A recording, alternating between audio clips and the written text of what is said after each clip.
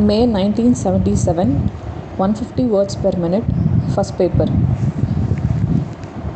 Mr. Chairman, sir, I have been deeply touched by the kind references made to me by almost all the honorable members of the House. I am thankful for those kind references.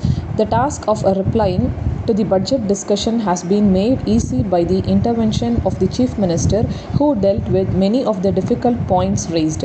Now, the main criticism against the budget was not with reference to the various items of expenditure proposed or the existing sources of revenue, but was with reference to the fresh taxation proposals. Many honorable members said that fresh taxation was not necessary at the present time. My honorable colleague pointed out that no finance minister who came forward with fresh taxation proposals could be popular. I do realize it. It is not as if I do not have the desire to be popular. I am also a human being, but I have brought forward these proposals only as a matter of duty. If we have to implement the 5-year plan, it is absolutely necessary that we should augment our resources. Some members may ask why we should be in a hurry. Sir, we have to think of the millions of people who are starving, who are ignorant, and who are suffering from diseases of all sorts. They have been longing for a long time that their conditions should improve. Can I tell them that it does not matter much if they suffer for some more years? Certainly, I cannot take that responsibility. I have to tell them that I am doing my best to improve their conditions of living to the maximum extent possible in the circumstances. Therefore, I have come forward with these taxation proposals only with the view to see that the government are in a better position to implement the plan which is intended to raise the standard of living of the people. Some honorable members asked whether we should not try to reduce the expenditure. As finance minister, I have examined the question whether it is possible to cut down expenditure. It can be done either by reducing salaries or by retrenchment of personnel. But after examining the question in detail, I have come forward to the conclusion that reducing the scales of pay is not a practical proposition now. As regards retrenchment, I may tell the House that the officers in the higher category are very limited in number. After the separation of Andhra, we have combined many posts into one post. But in spite of partition, the amount of work which has to be turned out by the various heads of departments has not gone down considerably. We have also to take into consideration the fact that we cannot send away persons who have been in our employ for a long time. Therefore, it is not possible to effect further retrenchment in the higher cadre of personnel. Coming to the low paid personnel, there is already acute unemployment and the position is becoming more and more difficult. If we send these persons out, we will be only adding to the number of unemployed persons. Therefore, there is not much scope for retrenchment and a reduction of expenditure on that account. I now come to the vexed question of sales tax. It is not as if the Chief Minister and other ministers are unaware of the difficulties of the merchants in the administration of the sales tax law, but in spite of that, we are unable to introduce the single point tax immediately because of the difficulties involved. If we introduce it, there will be a very large reduction in our revenue.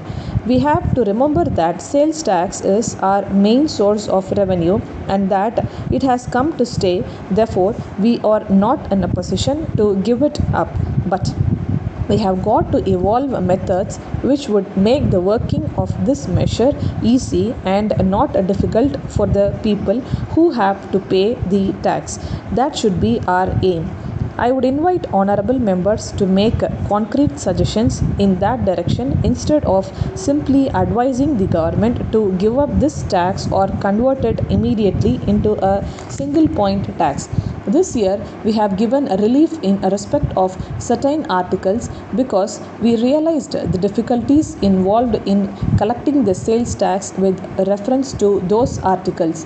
Demands are now made that this and that article should be exempted from sales tax. a suggestion has been made that we should give up sales tax on food grains, but it is a big sum that we are collecting as sales tax on food grains. This tax does not affect the poor sections of the people. Most of our people are agriculturists and live in the villages. They get their wages in the form of food grains.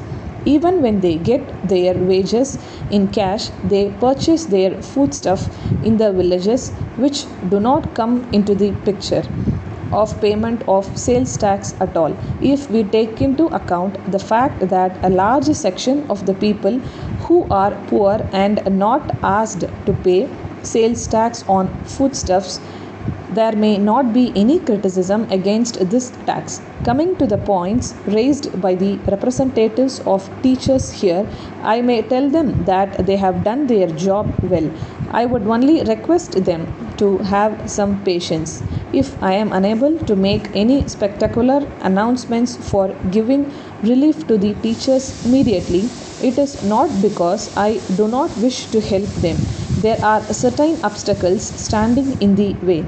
Still, we have made a token provision in the budget for granting relief to teachers.